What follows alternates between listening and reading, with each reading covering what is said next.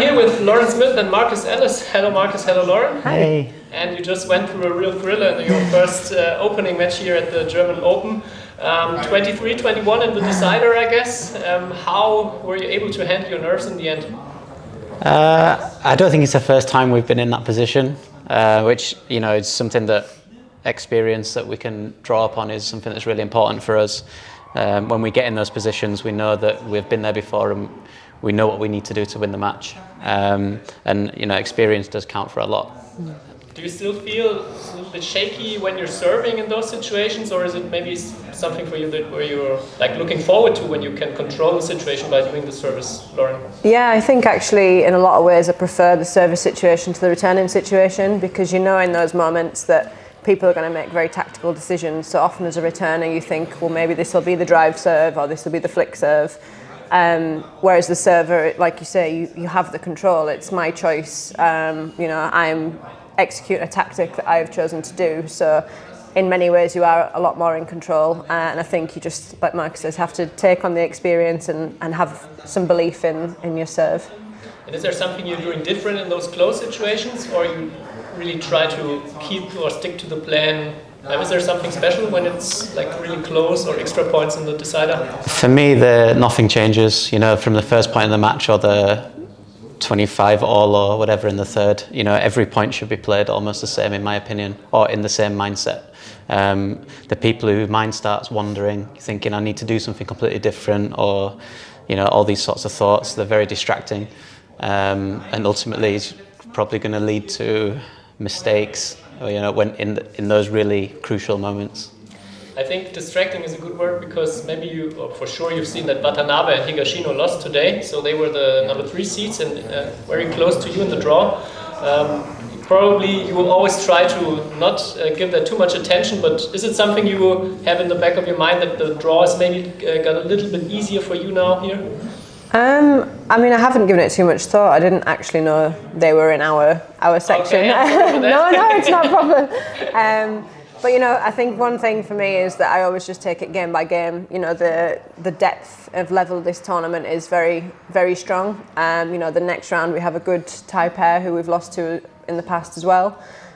So, you know, it's great to see that the draw is opening up, but also I'd say that Watanabe lost to a good, dangerous pair in the other Japanese. So I think that that'll be something to consider if we hopefully win our match tomorrow. What would you consider your biggest weapon on court? That's a tough question. I think we are quite dangerous in attack. We're both quite happy to be at the back of the court attacking. So for me, I don't feel like I always have to be at the back, which a lot of people think is a traditional mixed style. I feel very comfortable going forward to cause some pressure, and I know that Lauren will always be there to cover me. So for me, that's quite a dangerous part of our game that maybe other pairs don't always have that to rely on. Lauren, what about you? Yeah, I think definitely our attack, and I think speed from that. I think, you know, Marcus especially is very quick around the court, and often that gives me opportunities to sort of take chances. You know, I can gamble on a shot knowing that Marcus is fast enough to cover me, which means that we can again be more dangerous. So I think that speed is a big part of our game. Last year on the Olympic channel, you were like checked through with all different kinds of physical tests, and I really love that video. I can just recommend you to have a look at it. These things, like these physical things that you also say that you're very fast on court, is it something you had to work for really hard, or maybe something that came quite natural to you? No, it didn't come natural. I don't think, you know, I pride myself on my work ethic and how hard I work in training every single day. And I always try to be, you know, the hardest working person in the training environment. And I'd like to think I have that reputation also. So, you know, for me, it's not something that you say, oh, he's just naturally very fast or he's naturally very strong. I really had to work, and I still do. You have to work even harder when you get older. Like, it gets harder and harder. So, no, for sure, it comes from a lot of hard work and graft. So the mixed double is like on a really high level and also very even in the top. Like there are so many pairs and sometimes beating each other. And is there something or pairs really sticking out to you, or really having something special that is maybe something no other pair has in the world at the moment? Difficult one. I mean, I think you have to look at the Chinese as the most consistent top pair, and both pairs in that respect. I think their sort of physicality and the defence that the girls and the men have makes them very hard to win points against. I also think in the first 3 shots in the rally, they are very dangerous. They win a lot of quick points. So I think that kind of makes them stand out a little bit, but I still think there are a lot of pairs on kind of, like you said, that can beat them and make it very level.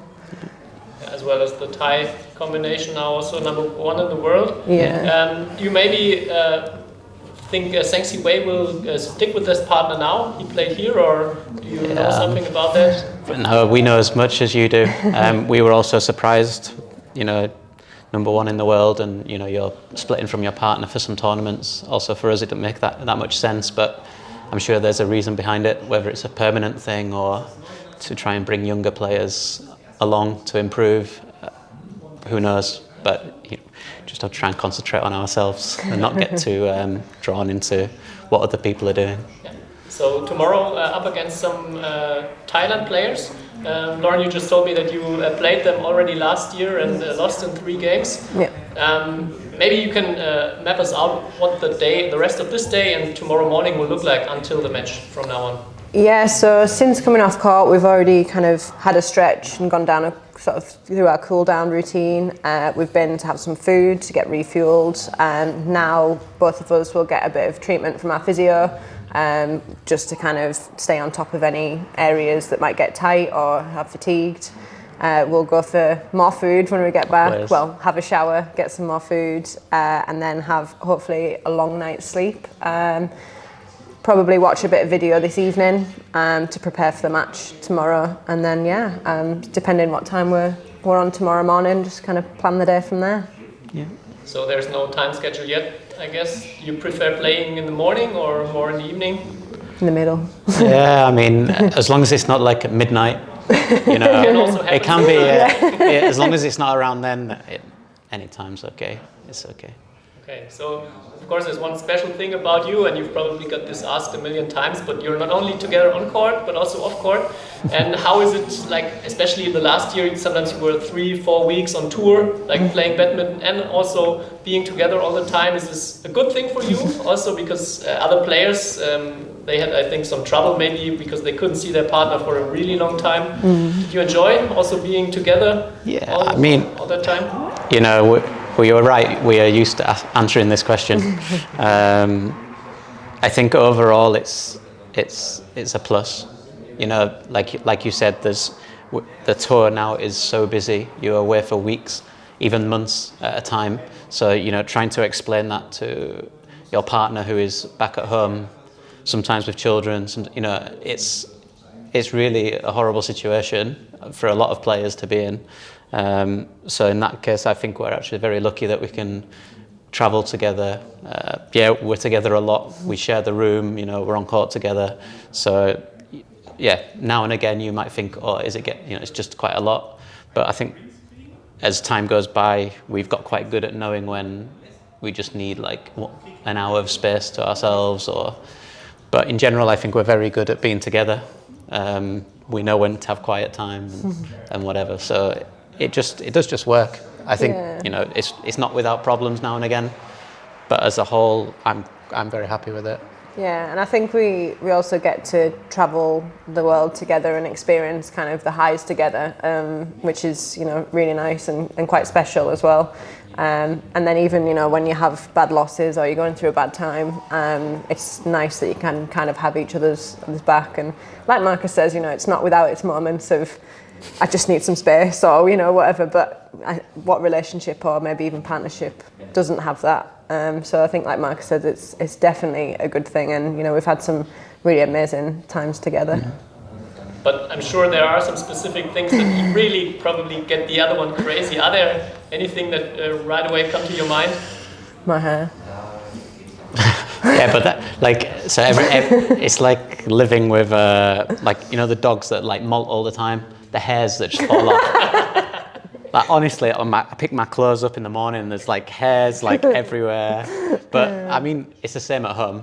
You know, and everyone has the exact same, you know, the tiny little things. I'm like, why is there hair on my t-shirt? You know? But nothing personally, you know, it's just like really small things like that. And really, you make a joke of it most of the time, unless you're having a really bad day. And Lauren, you're also a lot on TikTok and Instagram, doing a lot of stories. And Marcus sometimes is the co-star. And I also got asked to ask you how you enjoy being on these videos and how you like fooling around there. Yeah, I mean, I won't lie to you. Some of the videos I didn't want to do at the start, but then when I saw the finished product, I was like, actually, it's quite funny, or it's quite good viewing. So that's just Lauren having a good imagination, and you know, it just takes a bit of effort for me to do that sort of thing, you know, because it doesn't always come natural to me. Whereas Lauren's quite the performer, you know. But I really enjoy also that kind of combination where you can feel that she maybe had to talk you into those videos, but then you actually enjoy being in there. And I mean, very recently we were sat in the bath with colanders on our heads doing the bobsleigh, and he was like, "What are we doing?" Yeah. And I was like, "It's the Olympics." Yeah. It works out in the end. You just have to persuade you a little bit. Okay, so I really enjoyed it. Thank you very much, and best of luck for your matches tomorrow, and hopefully also a long stay here in Mülheim and a very long tournament. Thank you very much. Cheers. Awesome.